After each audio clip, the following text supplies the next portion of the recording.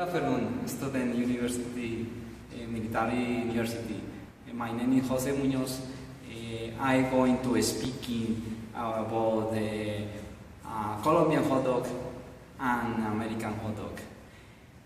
The Colombian hot dog has frankfurter, onion, pineapple, bread, and ketchup, chicken, cheese is excellent.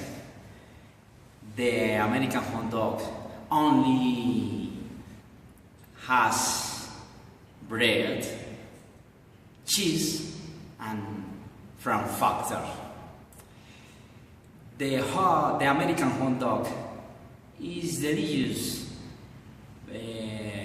but the Colombian hot dog is the best. The Colombian hot dog is better than American hot dog.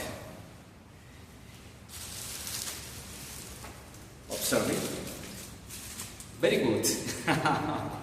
Guys, thank you.